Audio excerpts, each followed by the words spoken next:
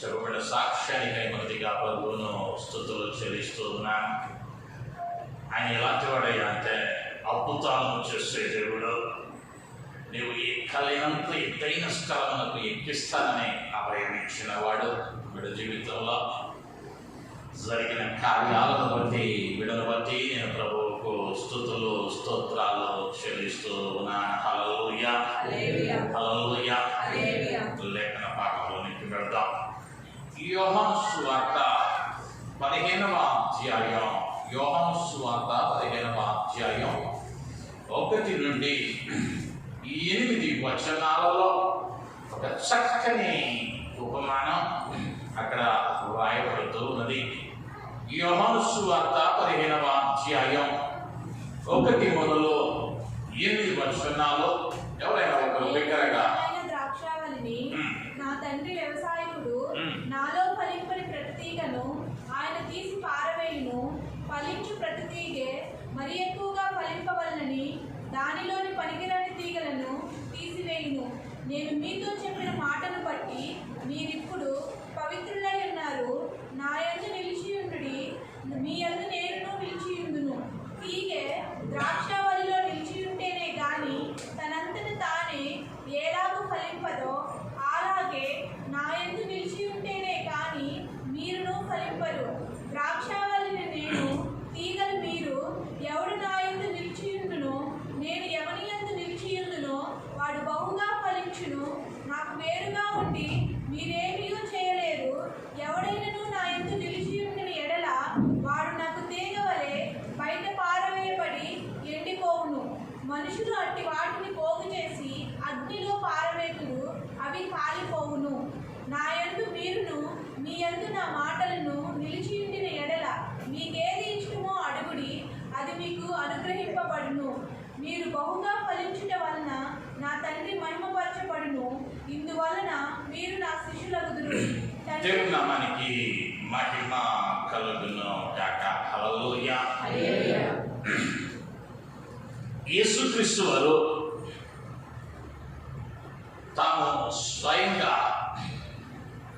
శిష్యులకు ఒక చక్కని ఉపమానాన్ని ఆయన బోధించటని ఈ భాగంలో మనం చదివిన వారంగా అవుతున్నాం. యోహాను సువార్తలో సృష్టికర్త అయినటువంటి ప్రభువు మానవావతారంలో ఈ లోకంలోనికి వచ్చిన క్రీస్తు తనను తాను నేనే అని 7 పర్యాయాలు సంబోధించుకోవడం జరిగింది. ఈ చదవబడినటువంటి భాగం ఇది 7వదిగా యోహాను సువార్తలో ఉంటుంది. ఇక్కడ ఆయన తనను దేనితో పోల్చుకుంటూ చెబుతూ ఉన్నాడు అంటే నేనే ద్రాక్షావళిని. ఆయన ద్రాక్షావళిని, విశ్వాసి దానిలోని తీగని, దానిలో అంటు కట్టబడితేనే, దానిలో నువ్వు నిలచి ఉంటేనే ఫలిస్తావని, దాని నుండి వేరైతే అది ఎండిపోతుందని, కాల్చివేయబడుతుందని ఆయన వివరించిన వానిగా ఉంటున్నాడు. క్రొత్త నిబంధనకు వచ్చేసరికి ప్రభువు తనను తానే ద్రాక్షావళిగా మాట్లాడాడు. అయితే పాత నిబంధన చరిత్రలో కూడా అనేక పర్యాయాల్లో, అనేక సందర్భాలలో, అనేక స్థలాలలో ఈ ద్రాక్షావళి అన్నటువంటి పేరును మనం వినగలిగిన వారం లేదా చూడగలిగిన వారంగా ఉంటూ ఉన్నా. మొదటిగా గమనించగలిగితే పాత నిబంధనలో ఈ ద్రాక్షావళిని గురించి ఏ విధంగా వర్ణించాడో మొదటిగా ధ్యానిద్దాం. కీర్తనల గ్రంథంలోనికి వెళ్దాం. 80వ కీర్తన 8వ వచనం. నీవు ఐగుప్తులో నుండి ఒక ద్రాక్షావళిని తెచ్చితివి, అన్యజనులను వెళ్ళగొట్టి దాన్ని నాటితివి. దేవుని నామానికి మహిమ కలుగును గాక. హల్లెలూయా. నీవు ఐగుప్తులో నుండి ద్రాక్షావళిని తెచ్చితివి, అన్యజనులను వెళ్ళగొట్టి దానిని నాటితివి. ఈ ఐగుప్తు నుండి తేబడినటువంటి ద్రాక్షావళి ఎవరయ్యా అంటే ఇశ్రాయేలు జనాంగం. ఇశ్రాయేలు జనాంగాన్ని దేనితో పోల్చాడయ్యా అంటే ద్రాక్షావళితో పోల్చాడు. వారిని తీసుకొని వచ్చి కనానులో నాటాడు అని కీర్తనకారుడు వర్ణిస్తూ ఉన్నాడు. ఇప్పుడు ద్రాక్షావళిని పాత నిబంధన చరిత్రలో ఏ విధంగా వర్ణించబడింది అంటే ఇశ్రాయేలు జనాంగం లేదా దేవుని ప్రజలైన వారిని ఈ ద్రాక్షావళితో పోలుస్తూ ఉన్నాడు. నేను త్వరగా ముందుకు వెళుతూ ఉన్నాను. రాసుకోగలిగిన వారు రాసుకోవాల్సిందిగా ప్రభు పేరట మనవి చేస్తూ ఉన్నాను. యెషయా గ్రంథంలో 5వ అధ్యాయంలోనికి వచ్చేసరికి ఆ మొదటి 7 వచనాలలో ఆ యొక్క ద్రాక్ష తోటల గురించి, ఆ యజమానుని గురించి అక్కడ మాట్లాడుతూ ఉన్నాడు. నా ప్రియుని గూర్చి పాడెదను వినుడి, అతని ద్రాక్ష తోటను బట్టి నాకిష్టుడైన వారిని గూర్చి పాడెదను వినుడి. సత్తువ భూమి గల కొండ మీద నా ప్రియునికి ఒక ద్రాక్ష తోట ఉండెను. ఆయన దానిని బాగుగా తవ్వి రాళ్లను ఏరి అందులో శ్రేష్టమైన ద్రాక్ష తీగలను నాటించెను. దాని మధ్యలో గురుజు ఒకటి వేయించి ద్రాక్ష తొట్టిని తొలగించెను. ద్రాక్ష పండ్లు ఫలింపవలనని ఎదురు చూచుచుండెను, కానీ అది కావు ద్రాక్షలు కాచను. యెషయా ప్రవక్త చెబుతా ఉన్నాడు, నా ప్రియునికి ఒక తోట ఉంది. ఆయన దానిని కొండ మీద నాటాడు. సారవంతమైన భూమి, అడ్డుగా ఉన్న లేదా ఫలించడానికి వ్యతిరేకంగా ఉన్నటువంటి పరిస్థితులను మార్చాడు. రాళ్లను తీసివేశాడు, ముళ్ళ తుప్పలను తొలగించాడు. ఇప్పుడు ఏం చేశాడు? ఆ తోటను నాటాడు, నీరు పెట్టాడు, సేద్యం చేశాడు, కాపు కొరకు ఎదురు చూస్తా ఉన్నాడు. అయితే నా ప్రియుని తోట ఏ కాపు కాసిందయ్యా అంటే కారు ద్రాక్షలో కాచేది. కావున యెరూషలేము నివాసులారా, యూదా వారులారా, నా ద్రాక్ష తోట విషయము నాకు న్యాయము తీర్చవలనని మిమ్మల్ని వేడుకొనుచున్నాను. 5వ వచనంలోకి వస్తా ఉన్నా. ఆలోచించుడి, నేను నా ద్రాక్ష తోటకు చేయము కార్యము మీకు తెలియచేసేదను. నేను అది మేసివేయబడినట్లు దాని కంచెను కొట్టి వేసేదను. అది త్రొక్కబడినట్లు దాని గోడను పడగొట్టి దాన్ని బాగు చేసేదను. తోట నాటినప్పుడు అది మంచి ద్రాక్షాలు కాసించేమోనని దాని చుట్టూ ఏం వేశాడు ఆ వ్యవసాయదారుడు లేదా యజమానుడు అంటే ఒక కంచె వేశాడు. ఎవరినూ వచ్చి వాటిని దొంగిలించకున్నట్లు కంచె వేశాడు. దానిలోనికి ఎవరినో ప్రవేశించకున్నట్లు ఒక గోడను కట్టాడు. అంటే ఒక కాపుదలలో ఆ పంట ఉంది, కానీ అది పండవలసిన ఫలము ఫలించని దినాన లేదా కారు ద్రాక్షాలు కాసిన దినాన యజమానుడు ఏం చేస్తా ఉన్నాడయ్యా అంటే పంటను నాశనం చేయటానికి అప్పగిస్తూ ఉన్నాడు, త్రొక్కబడటానికి అప్పగిస్తూ ఉన్నట్లుగా మనం చూస్తూ ఉన్నాం. అయితే ఈ తోట నాటిన విధానం ఎలా ఉన్నదయ్యా అంటే ఇర్మియా గ్రంథంలో చెబుతాడు. 2వ అధ్యాయంలో 21వ వచనానికి వద్దాం. ఇర్మియా గ్రంథం,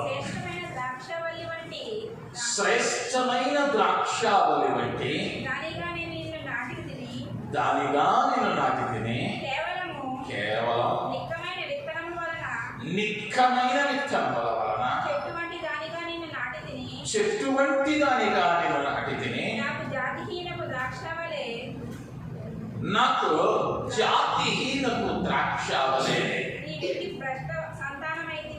నీ రెట్లు భ్రష్ట సంతానమైతే. ఈ తోట నాటబడినప్పుడు అది ఎలా నాటబడిందయ్యా అంటే శ్రేష్టమైన ద్రాక్షావళి వంటి దానిగా కేవలము నిక్కమైన విత్తనము వంటి చెట్టు అంటే ఖచ్చితమైన ద్రాక్షావళిగా నేను నిన్ను నాటాను. అయితే నువ్వేమైపోయావయ్యా అంటే భ్రష్టుడవైపోయావు, లేదా జాతిహీనపు ద్రాక్షావళిగా మారావు. ఈ మాటలన్నీ కూడా ఇంకను యెహెజ్కేలు గ్రంథం 15వ అధ్యాయం 1 నుంచి 8 వచనాలలో కూడా యెహోవా వాక్కు యెహెజ్కేలుకు ప్రత్యక్షమై మాట్లాడిన మాటలను మనం చూస్తాం. హోషేయ భక్తుడు హోషేయ ప్రవక్తతో 10వ అధ్యాయం 1-2 వచనాలలో ఈ ద్రాక్షావళి అని ఏ విధముగా దేవునికి అవిధేయమవటం వలన అది నాశనంలోనే నడిపింపబడిందో ప్రవక్త ద్వారా హెచ్చరింపబడింది.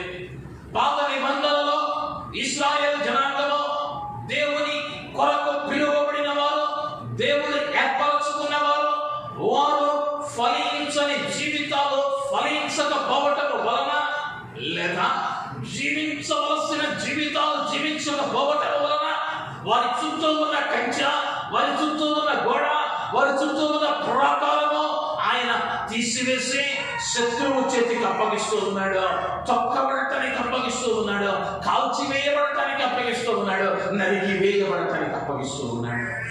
ఎప్పుడైనా అంటే అది ఫలించవలసిన ఫలాలు ఫలించకపోవటాన్ని బట్టి. ఇప్పుడు క్రొత్త నిబంధనలోకి వచ్చేసరికి ప్రభువు చక్కగా ఉపమానం చెప్పాడు. నేనే నిజమైన ద్రాక్షావళిని, నువ్వెవరయ్యా అంటే తీగలు మీరు అని చెప్పాడు. అయితే ఈ ఉపమానాన్ని యేసు వర్ణించినటువంటి ఈ 8 వచనాల ఉపమానాన్ని 4 భాగాలుగా ధ్యానిస్తే కానీ నాకు అర్థమయ్యే అవకాశం లేదు. దాన్ని 4 భాగాలుగా విభజిస్తే మొదటిగా అన్నాడు ఫలించాలి అని యోహాను సువార్త 15వ అధ్యాయంలో 2వ వచనం, 5వ వచనం, 8వ వచనాలలో ఫలించడం గురించి తెలియజేస్తూ ఉన్నాడు. రెండవదిగా ఏం ధ్యానించాలి అంటే ఫలించకపోతే కలిగే నష్టం ఏంటో 15వ అధ్యాయం 2వ వచనం, 6వ వచనంలో చెప్పాడు. అయితే ఫలించాలంటే ఏం చేయాలో 4వ వచనంలో చెప్పబడుతుంది. 4వదిగా ఫలిస్తే కలిగే ఆశీర్వాదాలు ఏమిటో 7-8 వచనాలలో మనం చూడగలిగిన వారమై ఉంటున్నా. అయితే 4 భాగాల్లో మొదటిదైనటువంటి ఈ ఫలించటం అన్న దానిని మనం జ్ఞాపకం చేసుకుంటే, సాధారణంగా ప్రభువు చెప్పిన ఈ ఉపమానంలో 3 రకాలుగా ఫలించటాన్ని చెప్పాడు. ఫలించుడి, ఆ తర్వాత ఎక్కువగా ఫలించుడి, ఆ తర్వాత బహుగా ఫలించుడి అన్న మాటలను వాడటం జరిగింది. ఫలించాలి, ఎక్కువగా ఫలించాలి, బహుగా ఫలించాలి అని ప్రభువు మాట్లాడిన వారిగా ఉంటూ ఉన్నాడు. అయితే యెహెజ్కేలు గ్రంథంలో మనం ఇంత వివరకు చదివినటువంటి భాగంలో ఒక మాట చెబుతాడు ప్రవక్త. ఏమిటయ్యా అంటే ఈ యొక్క ద్రాక్షావళి ఫలములు మాత్రమే ప్రయోజనం, దాని యొక్క తీగ దేనికైనా ఉపయోగపడునా, దాని కొమ్మలతో ఏదైనా ఉపకరణము చేయగలమా, అది కాల్చబడుటకే కానీ మరి దేనికి పనికి రాదు. అంటే ద్రాక్ష చెట్టులో ఉన్నటువంటి లక్షణం ఏంటయ్యా అంటే, మనం ఏ చెట్టును గమనించినా ఫలాలు ఇచ్చే చెట్లు దాని కలప కొద్ది గొప్ప ఉపయోగపడింది. ప్రతి చెట్టుది కూడా పొలాల్లో ఊరకు పెరిగే తాడి చెట్టు కూడా దాని మాను ఇంటి కప్పు మీద వేసుకోవటానికో, ఇంటి కప్పుగా వాడుకోవటానికో ఏదో ఒకదానికో ఉపయోగపడుతుంది. కానీ ద్రాక్షావళిలో ఉన్నది ఏమిటయ్యా అంటే పండ్లు తప్ప దానిలో పనికొచ్చేటువంటిది వేరొకటి లేదు. దాని కలపనికో కలపే రాకముందు తీగలే దానిలో ఉండేది. ఆ తీగ కూడా కాల్చబడటానికి మాత్రమే పనికొస్తుంది తప్ప మరి దేనికి పనికిరాదు. అంటే ఈ ద్రాక్ష చెట్టును ఆయన పోల్చడానికి కలిగిన ముఖ్య ఉద్దేశం అది ఎందుకయ్యా నాటబడింది అంటే ఫలించడానికి మాత్రమే.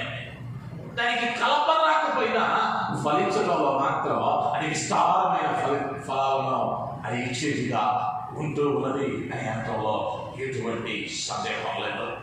అయితే ఆత్మీయ జీవితంలో అనేక పర్యాయాల్లో మనము ఎటువంటి ఫలాలు ఫలిస్తూ ఉన్నామో ప్రశ్నించుకోవాల్సిన అవసరం ఎంతైనా ఉంది. ప్రభువే స్వయంగా చెప్పాడు అంటే ఆయన ద్రాక్షావళిని మీరు తీగలని ఫలింపని తీగ తీసివేస్తారని చెప్పిన ప్రభువు ఆ ఫలాలు నీ జీవితంలో లేకపోతే, ఆ ఫలాలు నీవు ఫలించకపోతే నీ తీగ ప్రమాదంలో పడేటువంటి అవకాశం ఉన్నది అన్న విషయాన్ని జ్ఞాపకం చేస్తూ ఉన్నాను. అయితే బైబిల్ గ్రంథంలో ఇంచుమించు 10 రకాలైనటువంటి ఫలాలను నేను ఉదయకాలం ముందుకు తీసుకుని రావాలని ఆశపడుతూ ఉన్నాను. రాసుకోగలిగిన వారు రాసుకుంటే ఉపయోగకరంగా ఉంటుంది. మొదటిగా మత్తయి సువార్తలోనికి వెళదాం. 3వ అధ్యాయము 7వ వచనం. మత్తయి సువార్త 3వ అధ్యాయం 7వ వచనం. అతడు పరిసయ్యులలోను సద్దూకయ్యులలోను బాప్తిస్మము పొందుట చూచి సర్పసంతానమా రాబో ఉగ్రతను తప్పించుకొనుటకు మీకు బుద్ధి చెప్పిన వాడెవడు? మారు మనస్సుకు తగిన ఫలము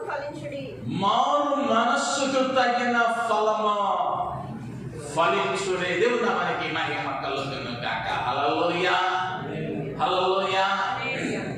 బాప్తిస్మ యోహాను అంటూ ఉన్నాడు, పరిసయ్యులను సద్దూకయ్యులను చూచి సర్పసంతానమా రాబో ఉగ్రత నుండి తప్పించుటకు మీకు బుద్ధి చెప్పిన వాడు ఎవడు? ఇప్పుడు మారు మనస్సు పొందారు, మీరు బాప్తిస్మము తీసుకెళ్ళడానికి వచ్చారు, మంచిదే. అయితే బాప్తిస్మము పొందిన మీరేం చేయాలి అంటే మారు మనస్సుకు తగిన ఫలము ఫలించాలి. మారు మనస్సుకు తగిన ఫలము ఫలించాలి. మారు మనస్సుకు తగిన ఫలము అని అంటే క్రీస్తులోనికి నీవు వచ్చిన తరువాత ప్రభు అంటూ ఉన్నాడు, బాప్తిస్మము దేనికి సాదృశ్యంగా ఉన్నదయ్యా అంటే మరణ పునరుద్ధానాలకు సాదృశ్యంగా ఉంది. ఒక వ్యక్తి మరణించాడు అంటే వారిని పాతి పెడతాం అంటే నీ పాత స్వభావము ఈ లోకంలో పాతి పెట్టి నూతన స్వభావంతో క్రీస్తులో కొనసాగటమే మారు మనస్సు అనుభవం. పాత వాటిని విడిచిపెట్టి పాతవి గతించెను, ఇదిగో సమస్తమును నూతనమాయెను. మారు మనస్సు పొందాం, దానికి తగిన ఫలాలు ఫలించటం అంటే నీవు మారావని, నీలో మార్పు కలిగిందని నీ చుట్టుపక్కల వారు గమనించగలుగుతూ ఉన్నారా? నిన్ను చూచిన వారు వీడు లోకంలో ఉన్న వారి వంటి వాడు కాడు, వీడు వ్యత్యాసమైన వాడు, నీవు 10 మందిలో ఉన్నా నీ మాట అది 10 మందికి మాదిరికరంగా ఉన్నదా? అది ప్రభువుకు మహిమ తెచ్చేదిగా ఉన్నదా? నీవు లోకంలో ఉన్నప్పుడు నీ మాట ఏ రీతిగా ఉన్నదో ఇప్పుడు నీ మాటకు వ్యత్యాసం ఉందా? ఈనాడు క్రైస్తవ్యంలో ఏమైందయ్యా అంటే ప్రతి చెట్టు ఫలిస్తుంది. యేసు లేదా పాత నిబంధనలో చెప్పబడిన ద్రాక్ష తోటలు కూడా ఫలించాయి.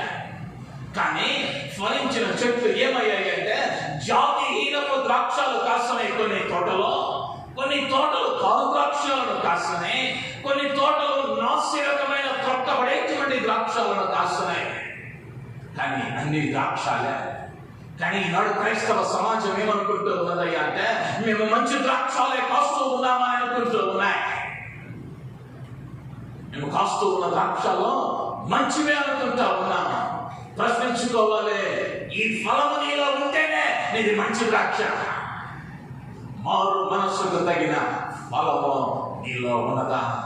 ఈ 10 ఫలాలను జాగ్రత్తగా జ్ఞాపకం ఉంచుకోండి. ఈ ఈ ఫలాలలో ఏ ఫలము నీలో లేకపోయినా నువ్వెవరవయ్యా అంటే కాలు ద్రాక్షవే, నువ్వెవరవయ్యా అంటే జాతిహీనపు ద్రాక్షవే.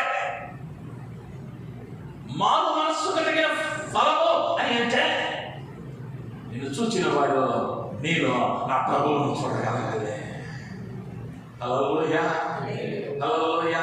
నిన్ను నూతన సృష్టిగా మార్చాడు.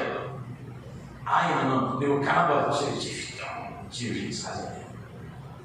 ఊసరవల్లి గురించి మనకు అందరికీ తెలుసు. అదేమైంది అంటే స్థలములకు తగ్గట్టుగా దాని రంగు మార్చుకుని ఏ స్థలానికి వెళ్తే ఏ రంగు మీద ఉంటే ఆ రంగులోనికి మారిపోయింది ఊసరవల్లి. ఆ రీతిగా నీకు ఉంటే దానివల్ల ప్రయోజనం లేదు. నువ్వు కాలు ద్రాక్షలోనే ఉన్నావు. గొడ్డలి వేరులో ఉంచబడింది. ఎప్పుడు నరికి వేయబడిందో ప్రమాదంలో పడేటువంటి అవకాశం ఉంది. కొన్ని పర్యాయాల్లో ఈ యొక్క మారు మనసు ఫలాలు ఫలించకుండా మనకు మనమే కొత్త బోధలో కొత్త బైబిల్లో రాసుకుంటున్నాం. కొత్త బోధలో కొత్త బైబిల్లో నా ప్రభువు ఒకటే మాట చెప్పాడు. ఈ పరిశుద్ధ లేఖనములో వాడు ప్రపంచాన్ని ఏలేవాడైనా ఎవరికి కూడా ఒక పళ్ళు తీసివేయడానికో పళ్ళు కాపడానికో లేదో ఎవరికి ఇవ్వాల అధికారం. ఒక పళ్ళు ఒత్తు ఉచ్చారణలో పళ్ళు పోయినా ఒత్తు పోయినా ఉచ్చారణ మారింది. ఆ ఉచ్చారణ మారటానికి కూడా నా దేవుడు అంగీకరించాల. ఎందుకయ్యా అంటే దానిలో ఉన్నవి అన్నీ నీకు నాకు మార్గదర్శకంగా మాదిరిగా వ్రాయబడ్డాయి. కానీ మారు మనసు పొందామనుకుంటున్నా, మారు మనసు ఫలాలు ఫలిస్తూ ఉన్నామనుకుంటున్నా, ఏం చేస్తామయ్యా అంటే మనం చేయలేనివి, మనకి ఇష్టం లేనివి, మన వల్ల కానివి. ఇది ఆ రోజుల్లో వాళ్ళకి చెప్పాడండి. ఇది పాత నిబంధన అండి.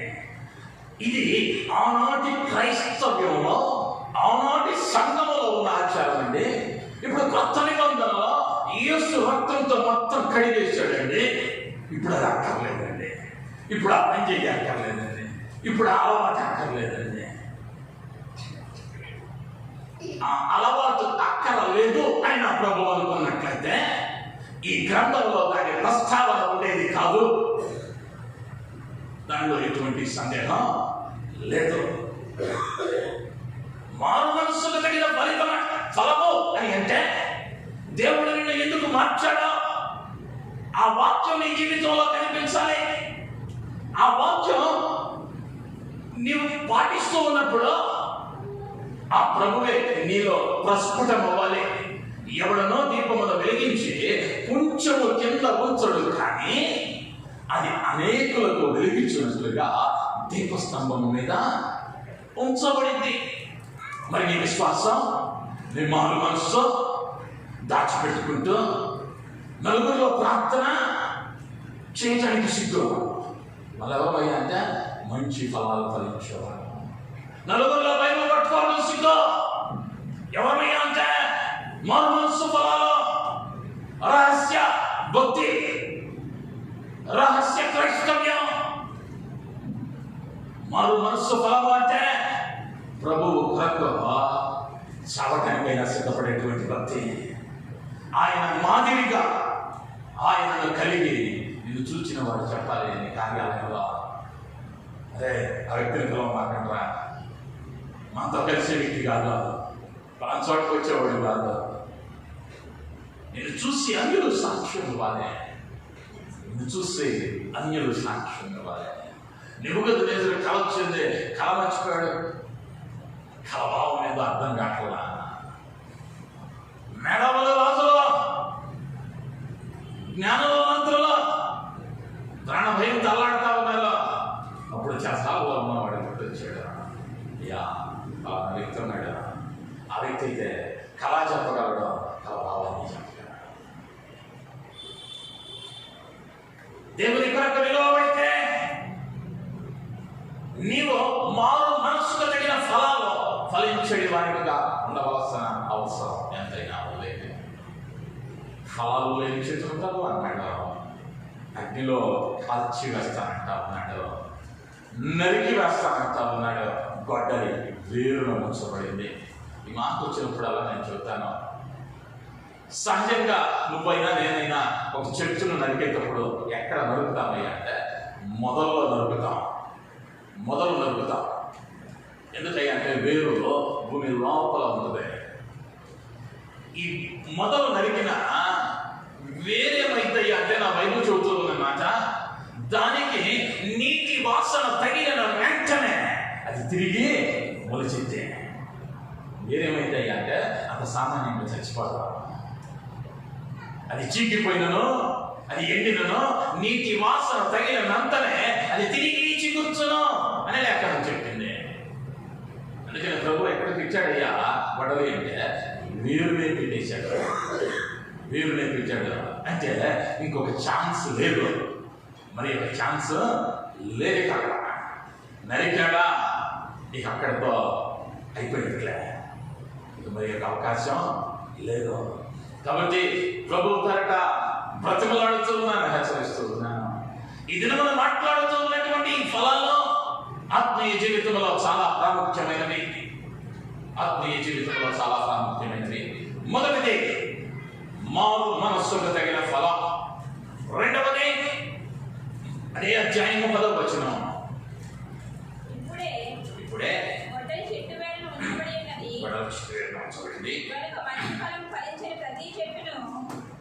కనుక మంచి ఫలము ఫలించని ప్రతి చెట్టును నరకబడి అగ్నిలో వేయబడును. దేవుని నామానికి మహిమ కలుగును గాక. హల్లెలూయా. మొదటిగా మారు మనస్సుకు తగిన ఫలం ఫలించాలి. రెండవదిగా మంచి ఫలాలు ఫలించాలి. ఆ ఫలం ఏమి కలిగి ఉండాలయ్యా అంటే మంచిదై ఉండాలి. నీవు వెంబడిస్తూ ఉన్న దేవునిలో చెడు ఏమాత్రమూ లేదు. మత్సైనను కనుగొనటానికి ఆయనలో అవకాశమా లేదు. నీతి సూర్యుడు, తేజోమయుడు, మహాగణుడైనటువంటి ఆ దేవునిలో పాపము ఇసుమంతైనమో లేదు.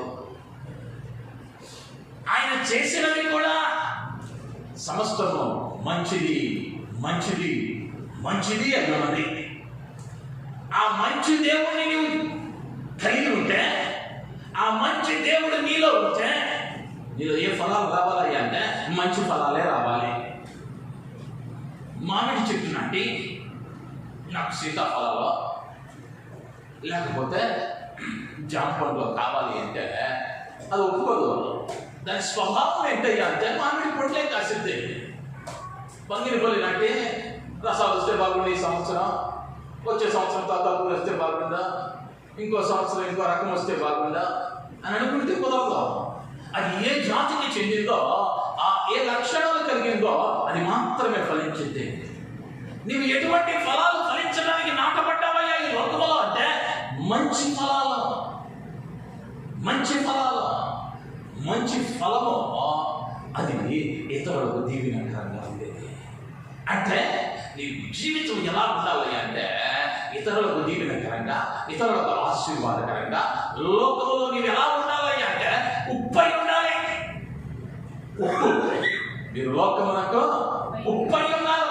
ఉప్పుని స్థానమైతే అది దారిన వేయబడి, త్రోవల వేయబడి తొక్కబడుటకే కానీ మరి దేనికి పనికిరాదు. నీవు మంచి ఫలములు ఫలించకపోతే జీవితం నిస్సారమే. కానీ కొంతమంది కొన్ని పర్యాయాలు అనుకునేటువంటి పొరపాటు ఏంటయ్యా అంటే ఇక్కడ మంచి ఫలాలు అన్నాడు అంటే చెడ్డ ఫలాలు కూడా ఉన్నాయి. మంచి ఫలాలు అన్నాడు అంటే చెడ్డ ఫలాలు ఉన్నాయి ఖచ్చితంగా. ఈ చెడ్డ ఫలాలు ఫలించేవాడు కూడా చెప్పేటువంటి మాట ఏంటయ్యా అంటే దేవుడు మమ్మల్ని ఆశీర్వదించకపోతే, దేవుడు మా ప్రార్థన వినకపోతే. వీళ్ళు ఎవరయ్యా అంటే ప్రార్థన అంటే తెలియదు, వాక్యం అంటే ధ్యానించో, దేవుని ఆజ్ఞలను పాటించో, ఆయన ప్రేమ మనలో ఉండదు, ఆయన చెప్పిన ఆజ్ఞలకు లోపడం. కానీ అనుకుంటా ఉంటాం నేను కాస్త ఉంది మంచి ద్రాక్షలే. ఒక విషయాన్ని జ్ఞాపకం చేస్తా ఉన్నాను. అవి మంచిగా కారు ద్రాక్షలా తెలుసుకోవాలి అంటే యేసుక్రీస్తు వారు ఉపవాసముల తర్వాత సాతానుడు ప్రభువును శోధించడానికి ఒక ఎత్తైన శిఖరము మీదకు తీసుకుని వెళ్ళి ఈ లోక ఐశ్వర్యములన్నీ ఆయనకు చూపి ఆయనతో అన్నమాట, నీవు గనక నాకు సాష్టాంగపడి నమస్కరిస్తే ఈ లోక రాజ్యాలను నీకు ఇస్తాను అన్నాడు. అంటే వాడికి ఈ లోకంలో అధికారం ఉన్నది, వాడు కూడా చేయగలడు. కొత్త నిబంధనలో గారడి సిమోనును చూస్తా ఉన్నా, లేదా సోది చెప్పు వారిని, గారడి చేయు వారిని, కన్న పిశాచములను పిలిచి మాట్లాడే వారిని, అనేకమైన కార్యాలు యేసుక్రీస్తు వారి దినాల్లో మనం గమనిస్తూ ఉన్నా. వాడికి కూడా తెలుసు నిన్ను హెచ్చరించడం అంటే నీది మంచి ఫలమని ఎప్పుడు తెలుసుకోగలవయ్యా అంటే నీవు వెళ్ళిన మార్గం మంచిది ఉండాలి. నీది కాని దాన్ని నేను ఆశించకూడదు అని వాక్యానికి లోబడి ఉండాలి. నీ ఎదుగుదల బెంచి కింద చేయి పెడతామండి, దేవుడు ఇచ్చాడని స్తోత్రం చెబుతామండి అంటే కుదరదు. నేను ఇంతకుముందు ఒక పర్యాయం జ్ఞాపకం చేశాను. నేను బైబిల్ కాలేజీలో ఉన్నప్పుడు నేను చేసిన ఒక తప్పుగా శిక్షగా నన్ను ఒక ప్రాంతంలో సేవకు పంపించారు. ఆ ప్రాంతాన్ని ఏమనేవాళ్ళం అయ్యా బైబిల్ కాలేజీలో అంటే దొంగల గుహ అనేవాళ్ళం. బైబిల్ కాలేజీలో ఉన్న దినాల్లో అక్కడ ఉన్న వాళ్ళు ఎవరు అయ్యా అంటే అంతా కూడా ఇష్టవార్తల నుంచి వచ్చి అక్కడ స్థిరపడిన వారైనట్టు ఉన్నారు. అక్కడికి వచ్చిన తర్వాత కూడా వారి జీవితాలు ఏంటయ్యా అంటే ఇంకను ఆ దినాలలో దొంగతనాలకు వెళ్తుండేవారు. విసిటికి వెళ్ళాం. ఆ దినం ఒక ఇంటికి వెళ్ళా. ఒక యవనస్తుడు అన్న వచ్చాడు, అన్న ప్రార్థన చేయన్నా, ఈరోజు క్యాంప్కి వెళ్తున్నానన్నా అన్నాడు. క్యాంప్కి వెళ్తున్నాను ప్రార్థన చేయన్నా అన్నాడు. నాకేమో ఆ భాష తెలీదు. క్యాంప్ అంటే నేను అనుకున్నాను మా నాన్నగారు అనేవాళ్ళు అప్పుడప్పుడు క్యాంప్కి వెళ్ళి వస్తాను 3 రోజులని. క్యాంప్ అంటే ఆ ఉన్న సంఘాలను దర్శించి అవి ఎలా ఉన్నాయో వాటి స్థితిగతులు ఏమిటో చూసి రావడం క్యాంప్ అని నాకు తెలుసు. లేకపోతే ఉద్యోగంలో ఏదైనా వేరే కార్యాలయానికి వెళ్ళి చేయటం అది నాకు తెలుసు. ఈ క్యాంప్ కూడా అలాంటి క్యాంపే అనుకున్నా. నేను కళ్ళు మూసుకున్న ఉద్యోగంగా ప్రార్థన చేశా, అయ్యా ఈ క్యాంపులో బిడ్డకు ఆశీర్వాదకరంగా నడిపించు అని ప్రార్థన చేసి ఆమె చెప్పి వచ్చా. బయటకు వచ్చినాక మమ్మల్ని తీసుకెళ్ళి అన్న అడిగాడు, అన్న ఏందన్నా అంత వచ్చేవాడిని చేసావు అన్నాడు. మరి ప్రార్థన చేయమని అడిగాడు. అయ్యా అన్న క్యాంప్ అంటే ఏందో తెలుసా అన్నాడు. తెలియదు అయ్యా అన్న. ఈ రాత్రికి వెళ్తున్నారు అన్న దొంగతనానికి. ఈ రాత్రి దొంగతనానికి వెళ్తున్నారు. మళ్ళీ ఈ దొంగతనానికి వెళ్ళినోడు ఏం చేస్తాడో తెలుసా, పొద్దున్నే వచ్చి దానిలో దశంబాటు పెట్టాడు మందిరంలో. ఇదే ఫలం ఉన్నాం ఇప్పుడు. మంచి ఫలమా? వాక్యానికి లోపడ్డాడుగా, ప్రార్థనతో వెళ్ళాడు, వచ్చింది ఇచ్చాడు. ఇది మంచి ఫలమా? ఈనాడు ఇటువంటి ఫలాలు ఫలిస్తూ కూడా ఎలాగొన్న స్థలానికి వెళ్తాం, చూడబడిన వస్తువులను చూస్తాం, చూడబడిన పనులు చేస్తాం, చేయబడిన కార్యాలు చేస్తాం, మాట్లాడబడిన మాట్లాడుతూ ఉంటాం, వెళ్ళబడిన ప్రదేశాలకు వెళ్తూ ఉంటాం. చేయవలసిన చెత్తంతా చేసి నాకు మంచి ఉద్యోగం ఇచ్చాడుగా, నన్ను ఆశీర్వదించాడుగా, మా వాళ్ళలో గొప్పని గురించాడుగా. మోసపోతున్నావు. అది కాలు ద్రాక్ష, కాలిపోయే ద్రాక్ష. ఈ ద్రాక్ష ఎలా ఉండాలయ్యా అంటే అది మంచి ద్రాక్షగా ఉండాలి. నా దేవునిలో ఏ కపటము లేదు. ఆయన పరిశుద్ధుడు. ఆ పరిశుద్ధునికి తగిన ఫలం, మంచి ఫలం నీలో ఫలించాలి. మూడవదిగా యోహాను సువార్త 4:36. యోహాను సువార్త మా యోహాను సువార్త విత్తువాడును పోయివాడును కూడా సంతోషించినట్లు కోయివాడు జీతం పుచ్చుకొని నిత్య జీవార్థమైన ఫలము సమకూర్చుకొనుచున్నాడు. ఇక్కడ మరి ఫలం చెప్పబడుతుంది. నిత్య జీవార్థమైన ఫలము. ఇప్పుడు ఏం చూసుకుంటూ ఉన్నాడు అంటే సమకూర్చుకుంటూ ఉన్నాడు. దేనినయ్యా అంటే నిత్య జీవార్థమైన ఫలము. ప్రభువు ఈ లోకంలో నుండి వెళ్ళిపోతూ ఆందోళనలో ఉన్నటువంటి ఆనాటి క్రీస్తును వెంబడిస్తున్నటువంటి శిష్యులకు ఆయన చెప్పిన మాట, నేను వెళ్ళి నాతో కూడా మీరు ఉండినట్లు మీ కొరకు స్థలం సిద్ధపరచి నేను వచ్చి మిమ్మల్ని తీసుకుని వెళ్తాను. నేను స్థలంలో మీరు ఉండినట్లు నేను వచ్చి మిమ్మల్ని తీసుకుని వెళ్తాను. దానిని ఏమన్నామయ్యా అంటే నిత్య రాజ్యము అన్నాం. అక్కడ జీవించేటువంటి దానిని నిత్య జీవము అన్నాం. ఇప్పుడు ఇక్కడ చెప్పబడిన ఫలం, సమకూర్చుకుంటూ ఉన్న ఫలం, దాచుకుంటూ ఉన్న ఫలం, ఇది ఏంటయ్యా అంటే నిత్య జీవార్థమైన ఫలం. ఏ పండైనా ఫలించాలి అంటే ఒక మామిడి చెట్టు నాటామంటే 3 ఏళ్ల కాపు వస్తుంది. ఒక కొబ్బరి చెట్టు నాటామంటే ఇప్పుడు సంవత్సరంలో కాపు వచ్చే చెట్లు కూడా వచ్చినాయి. ఆయా చెట్టును బట్టి ఒక కాలం ఉంది అది ఫలించడానికి. కానీ నీ జీవితం అనబడిన చెట్టు, నీ జీవితం అనబడిన ద్రాక్ష వలె దీన్ని ఏం చెయ్యాలి అంటే నీ అంతం వరకు కాచుకుంటూ ఉండాలి. నీ అంతము వరకు నువ్వు కాపాడుకొనగలిగితే ఈ నిత్య జీవార్థమైన ఫలాన్ని నువ్వేం చేయాలి అంటే కాపాడుకోవాలి. ఆ నిత్య రాజ్యంలోనికి ప్రవేశించడానికి తగిన ఫలం నీలో ఉండాలి. దానిని నువ్వు కాపాడుకోవాలి. అది ఏదో సంవత్సరానికి 54 రోజులు కాపాడుకునేది కాదు. అది అనుదినమో అనుక్షణమో కాపాడుకుంటూ ఉండాలి. నిరక్షణను నిర్లక్ష్యం చేయకూడదు. నీ విశ్వాసములో నిరంతరం విన్యాసాలు చేయకూడదు. నీకు తెలియలేదా? నీకు అర్థం కాలేదా? ప్రభు దగ్గర మోకరించా, అయ్యా సరి అయిన రీతిలో నాకు బోధించని, సరి అయిన రీతిలో నాకు బోధించని దేవుడితో అడుగును. ఆయన జ్ఞానము అనుగ్రహించువాడు, అది అర్థమయ్యే రీతిలో తెలియచేయవాడు. ఇంకా అర్థం కాలేదా? ఇంకా అర్థం కాలేదా? కనిపెట్టు, సేవకుల సహాయం తీసుకో, అది అర్థం చేసుకుని దానికి తగిన రీతిగా ప్రయత్నించబద్ధమై ఉంటున్నా. అందుకని జ్ఞాని అయిన సొలొమోను అంటాడు, జ్ఞానివని నీవు అనుకొనవద్దు.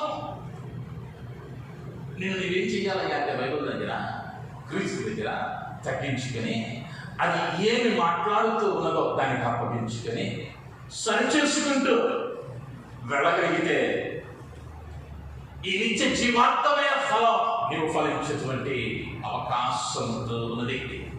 4వది 2 కొరింథీ 9:10. కొరింథీయులకు రాసిన 2వ పత్రిక.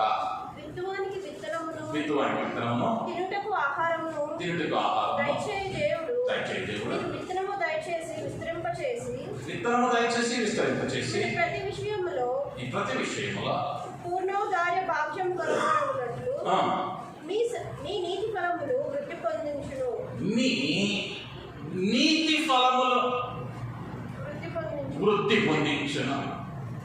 నీవు చేసేటువంటి నీతిని బట్టి నీకేమున్నాయి అంటే ఫలాలు ఉన్నాయి. నువ్వు చేసేటువంటి మంచిని బట్టి, నీతి కార్యాలను బట్టి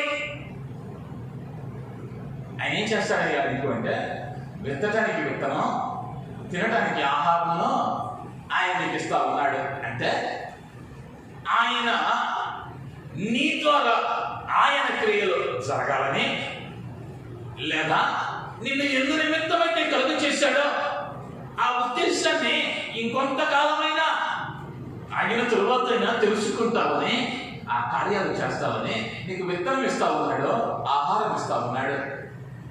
నీవు సంపూర్ణునిగా మారినంత వరకు కాచుకొని ఉన్నాడు. దేని కొరకయ్యా అంటే నువ్వు నీతి ఫలాలు ఫలించాలని.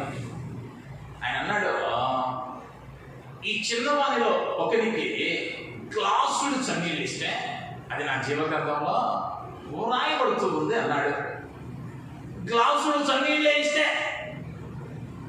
కీర్తనల గ్రంథంలో అంటాడు, బీదలను రక్షించువాడు ధన్యుడు.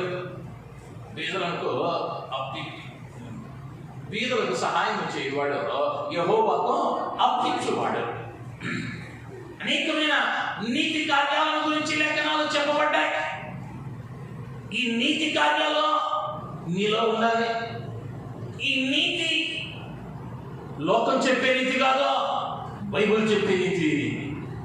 ఈ బైబిల్లో వ్రాయబడిన నీతి కార్యాలు లేదా మన పితరులైన పరిశుద్ధులు పరిశుద్ధ గ్రంథంలో పరిశుద్ధులుగా ఎంచబడినటువంటి వారు ఆచరించిన ఆ పద్ధతులు, ఆ నీతి కార్యాలు, ఆ నీతి ఫలాలు నువ్వు ఫలించాలి. నీకు మాదిరి ఎవరయ్యా అంటే బైబిల్ గ్రంథమే.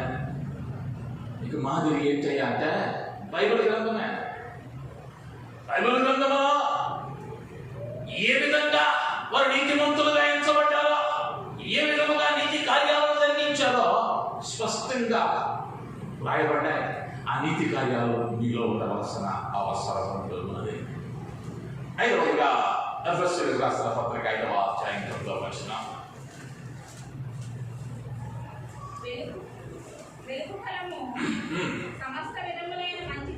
సమస్త విధములైన మంచితనము నీతి సత్యమును వాటిలో కనబడుచున్నవి. దేవుని నామానికి మహిమ కలుగును గాక. హల్లెలూయా. వెలుగులో వెలుగు ఫలము, దానిలో ఏం కనిపిస్తూ ఉన్నాయి అంటే సమస్త విధమైన మంచితనము. మంచితనాల్లో కూడా అనేకమైన విధానాలు ఉన్నాయి. ఇక్కడ చెప్పబడిన మాటను బట్టి సమస్త విధములైన మంచితనం అన్నాడు. నీ పక్షంగా ఎవడైనా తప్పు చేస్తే వారిని ఎన్ని పర్యాయాలన్నా క్షమించడం అది మంచితనమే. ఒకవేళ ఈ లోకం అనుకోవచ్చు చేతకానితనమని, కానీ నీలో ఏం కనిపించాలి అంటే మంచితనం కనిపించాలి. నీతి సత్యము అందులో ఉండును. సత్యము అంటే అబద్ధమునకు అక్కడ తావు లేదు, అబద్ధమునకు అక్కడ తావు లేదు. నీ నోట అబద్ధం వస్తూ ఉన్నదంటే నీ తోటలో కాస్తున్నది కాదు ద్రాక్షలో. అది ఏ సందర్భమైనా ఏ పరిస్థితి అయినా ప్రాణం పోతుందన్నా నీ నోట ఏముండాలి అంటే సత్యం అనేటువంటి ఫలం ఉండాలి, వెలుగు ఫలం ఉండాలి. ఈనాడు ఏమైపోయిందయ్యా అంటే నేను అనేక పర్యాయాలు జ్ఞాపకం చేసినట్లుగా అబద్ధాలు ఆడటం లేదు. మనము అబద్ధాలను పాటగా పాడుతున్నాం. ప్రతిదానికి తప్పించుకోవడానికి. అందుకని అంటాడు నీతిమంతుడు నష్టము కలిగిన మాట తప్పడం. ఇప్పటికి నష్టం కలుగుతుందని తెలిసిన అబద్ధము వాడు ఆడడం. వాళ్ళు ఏమైనా అనుకుంటారు, వీళ్ళు ఏమైనా అనుకుంటారంటే ఆయన దూరం అవుతాడు. వీడు పోయిన పర్ల నా ఊళ్ళోకి మళ్ళీ వస్తాడు. కానీ ఆయన గనక నిన్ను చూసి కన్నీర్లా చేశాడు అంటే గొడవలు ఎక్కడ ఉన్నాయి అంటే వేరును ఉంది. ఇక బ్రతకడానికి కూడా అవకాశం లేదు. ఆ భయం రావాలి నీలో, ఆ భయం రావాలి. ఈనాడు ఏమైందయ్యా అంటే కృపాకాలంలో ఉన్నామని భయము లేని భక్తితో క్రైస్తవ్యం చల్లారిపోతా ఉంది. ఇలా అబద్ధం ఉందా? అందుకని అంటే భక్తుడు అబద్ధమాడు కరువులో యెహోవాకు హేయము. ఆ కరువులు ఏంటయ్యా యెహోవా కంటే హేయములు. ఆ హేయమైన కరువులతో నీవు ఎన్ని గంటలు ఎన్ని దినాలు ఉపవాసము మోకరించిన ఆ కొంచెము బుద్ధిహీనత నీ భక్తిని ఏం చేసిందయ్యా అంటే త్యాగబుద్ధింది. ఈ భక్తిని పరిశుద్ధతను ఆ ఒక్క అబద్ధమే. చచ్చిన ఈగ బుక్కావాని తైలంలో చచ్చిన ఈగ పడటం వలన ఆ సుగంధ ద్రవ్యం అంతయ్య కూడా ఏమవుతున్నాయి అంటే దుర్వాసన పడతా ఉంది. పడింది ఈగే. భక్తి బాగానే ఉంది కానీ సత్యం లేదు. నీలో ఏ ఫలం ఉండాలి అంటే వెలుగు ఫలం ఉండాలి. సకల విధములైన మంచితనము, నీతి, సత్యము అందులో ఉండను. ఉందా మనలో ప్రశ్నించుకోవలసిన అవసరం ఉన్నది. 6వ అయిపోతా. 1 తిమోతి పత్రిక 6వ అధ్యాయం 2వ వచనం. త్వరగా ముందుకు వెళుతూ ఉంటాను. దయచేసి రెఫరెన్స్లో విశ్వాసులైన యజమానుల దాసులు సహోదరులని వారిని తృణీకరింపగా తమ సేవా ఫలము పొందువారు విశ్వాసులను ప్రియులై ఉన్నారనియు మరి ఎక్కువగా వారికి సేవ చేయవలెను. మరి ఎక్కువగా వారికి సేవ చేయవలెను. దేవుని నామానికి మహిమ కలుగును గాక. హల్లెలూయా, హల్లెలూయా. ఆ ముందు చివరి లైన్ మాత్రం ఒక వచనంలో తమ యజమానులు పూర్ణమైన ఘనతకు పాత్రులని ఎంచవలెను. విశ్వాసులైన యజమానులు గల దాసులు తమ యజమానులు సహోదరులని వారిని తృణీకరించగా తమ సేవాఫలము పొందు నిమిత్తము వారికి సేవ చేయవలెను. ఎవరి గురించి ఎవరికి చెబుతూ ఉన్నాడయ్యా అన్నది అర్థం చేసుకోవాలి.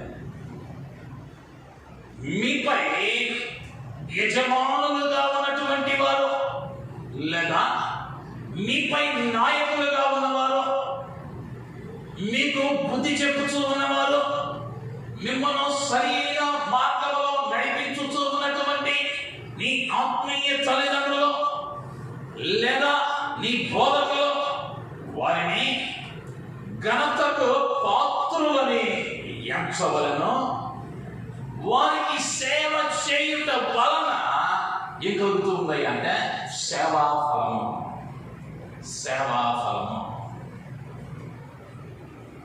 అతర్వేదు దినాలలో ఆ సేవకులకి, ఆ దైవజనులకి ఏ సమయంలోనయ్యా అంటే 12 పిలుపు వచ్చేది. రేపు అలా నుండి పిలవంటే వెళ్ళేవాళ్ళం. ఎందుకయ్యా అంటే కాళ్ళ దగ్గర కూర్చునేవాళ్ళం. పాపం దైవజనుడు నిలవబడి బోధించి షుగర్ ఉండటం వలన కాళ్ళు వాసిపోయి పాపం మళ్ళా పొద్దున్నే పరిగెత్తాలి. ఆ కాళ్ళ దగ్గర కూర్చునేవాళ్ళం. అటొకడు ఇటొకడు కూర్చొని దానికి నూనె రాసి మేము అర్థం చేస్తానే ఉండేవాళ్ళం. దైవజనుడు నిద్రలోకి వెళ్ళేవాడు. గబాల్ నిద్రలోకి వెళ్ళాడు అని లేచామనుకో రే అనేవాడు. మళ్ళా కూర్చోవాలి. కానీ అలాంటి సేవ ఆ రోజుల్లో ఇప్పటికీ మా బైబిల్ కాలేజీలో మేము చదువుకున్న దినాల్లో మేమే కానీ మా యొక్క సీనియర్సే కానీ ఆంధ్ర రాష్ట్రంలో గొప్పగా వాడబడుతున్నారు. 1000 మంది విశ్వాసులు ఉన్నారు వాళ్ళకి. నేను బైబిల్ కాలేజీలో చదువుతూ ఉన్నప్పుడే దేశ విదేశాల్లో దైవజనులు కూడా వచ్చేవారు. అప్పుడప్పుడు రాగానే వాళ్ళు మొదలు చేసే పని ఏంటయ్యా అంటే అప్పుడెప్పుడో 20 మాకంటే ముందు 30 సంవత్సరాల క్రితం చేసిన పని అదే. రాగానే పాస్టర్ గారి పాదాల దగ్గర కూర్చుంటారు. ఈ కాళ్ళు కదా సేవ విషయాలు మాట్లాడేవాళ్ళు. ఏందన్నా అని అంటే రే దీని విలువ మీకు ఇప్పుడు తెలియదురా,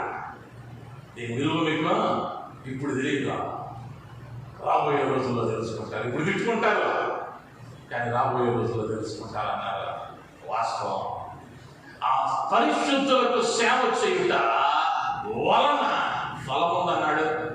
దానినే అపోస్తలుడైన పౌలు అన్నాడు తిమోతికి చెబుతూ, దాన్ని సేవ ఫలము అన్నాడు. పరిశుద్ధులకు పరిచర్య చేయుట అది ఆశీర్వాదం. అటు ఫలాలు మనలో ఉన్నవా అన్నది ప్రశ్నించుకోవాలి. నీవెంతైనా ఎత్తుకెళ్ళవచ్చు. నేను ఒక సంఘటన కూడా జ్ఞాపకం చేశా. ఈశ్వర పూడికి వెళ్ళాడు. శ్రీకాకుళం పక్కన ఒక పల్లెటూరు. భోజనాలు జరుగుతూ ఉన్నాయి 3 దినాలు. ఒక ఆయన ముసలు ఆయన కొంచెం పెద్ద ఆయన, ఒక 50 ఏళ్ళు ఉంటాయి. ప్రతిరోజు భోజనాలు అయిపోయిన వెంటనే ఆ బుట్టను ఎత్తిన పట్టుకొని ఆ ఇండి లోపల తీసి పారవేసి వస్తూ ఉన్నాడు. ఆ ఇండి లోపల నుంచి ఆ మిగిలినటువంటి ఆ సాంబారో పెరుగో కారుతా ఉంది, ఆయన బట్టల మీద పడతా ఉంది. ఇవన్నీ గమనించాడు యేసన్న గారు. ఆ చివరి రోజు ఈయన వెళ్ళిపోయే ముందు యేసన్న గారు ఈ సేవకుడు ఆ సంఘంలో ముఖ్యమైన వారిని పరిచయం చూస్తూ ఈ వ్యక్తిని కూడా దగ్గరకు వచ్చాడు. అయ్యా, ఈయన ఎవరయ్యా? చాలా కష్టపడ్డాడు పాపం, రోజు గమనించాను, చిరాకు పడకుండా ఇష్టిరాకులన్నీ ఎంత చక్కగా ఇచ్చాడు. ఎవరయ్యా అన్నాడు యేసన్న గారు. వెంటనే దైవజనుడు చెప్పాడు, అయ్యా ఈయన మా ఊర్లో ఎంఆర్ఓ, మా మండలానికి మండల రెవెన్యూ ఆఫీసర్. ఈ మండలం అంతా ఎవరు డెత్ సర్టిఫికేట్ కావాలన్నా, బర్త్ సర్టిఫికేట్ కావాలన్నా, ఎవరు పొలం కొత్తగా అమ్మాలన్నా ఈయన ద్వారానే వెళ్ళాలి. ఈయన ఉండాలి, ప్రతిదానికి సంవత్సరం ఉండాలి. ఇన్కమ్ సర్టిఫికేట్ కావాలన్నా, క్యాస్ట్ సర్టిఫికేట్ కావాలన్నా ఈ దగ్గరికి వెళ్ళాలి. కానీ ఈయన మధ్యలో చేసే పని ఏంటయ్యా అంటే వాళ్ళందరూ ఇస్తున్నట్టుగా ఎత్తేయటం. దగ్గర లేకుండా ఒక చక్కని మాట చెప్పింది, ఎవరు తగ్గించుకుంటారో వాళ్ళనే తెచ్చిస్తారు. ఇది ఎలా నుండి ఫలాలు ఫలించాలి అంటే సేవా ఫలాలు ఫలించాలి. సేవ చేయటం అది ఆశీర్వాదం, సేవ చేయటం అది దీవెన, సేవ చేయటం అది దీవెన. ఆ తర్వాత 7వ తేదీ హెబ్రీయులకు రాసిన పత్రిక 11వ అధ్యాయం 15వ వచనం. హెబ్రీ పత్రిక 13:15. ఆయన ద్వారా మనము దేవునికి ఎల్లప్పుడూ స్తుతియాగం చేయుదుము, ఎల్లప్పుడూ స్తుతియాగం చేయుదుము, అనగా ఆయన నామమును ఒప్పుకొనుచు, ఆయన నామమును ఒప్పుకొనుచు జిహ్వా ఫలము అర్పించుదుము. ఇక్కడ మరి ఒక ఫలం చెప్పబడుతూ ఉంది, దీన్ని జిహ్వా ఫలము అన్నాడు. కీర్తనకారుడు ఇదే పదాన్ని కొన్ని పర్యాయాలు సంబోధించడం జరిగింది. నీ వాక్యము నా జిహ్వకు మధురమైనది అని అంటాడు. జిహ్వము అని అంటే దాని అర్థాలు ప్రాణములకు లేదా మనస్సులకు అన్న విధంగా దాన్ని అర్థం చేసుకోవచ్చు. ఇప్పుడు నీవు ఏ ఫలాలు ఫలించాలి అంటే జిహ్వ ఫలము ఫలించాలి. ఆ జిహ్వ ఫలము అంటే నీ జీవితమే ఫలభరితమైనదిగా. ఎప్పుడయ్యా నీ జీవితమే ఫలభరితమైనదిగా అంటే ఆ ముందు చెప్పాడు, నిత్యము ఎల్లప్పుడూ స్తుతియాగము చేయుదుము, అనగా ఆయన నామమును ఒప్పుకొనుచు, ఆయన నామమును ఒప్పుకొనుచు జిహ్వ ఫలము అర్పించుదుము.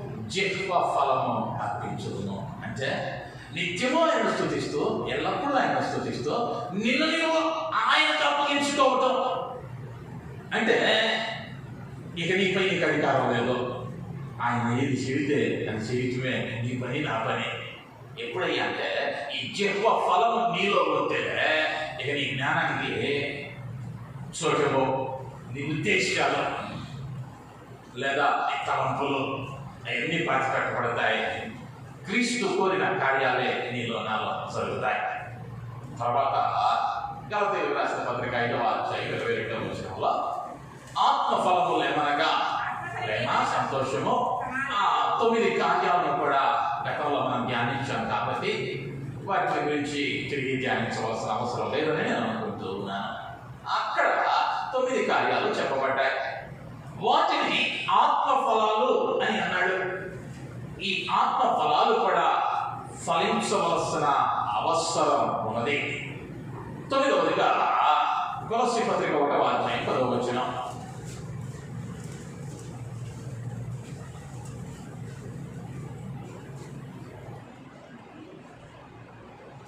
మీ నిమిత్తం ప్రార్థన చేయటం మానక కొలస్సీయులకు రాసిన ప్రతి సత్కార్యములో సఫలమవుచు, ఆయన చిత్తమును పూర్ణముగా గ్రహించిన వారిని ప్రతి సత్కార్యములలో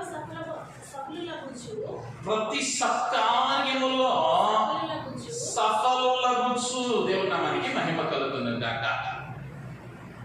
ఆయన చిత్తమును పూర్ణముగా గ్రహించిన వారమై ప్రతి సత్కార్యములోనూ సఫలులమగుచు.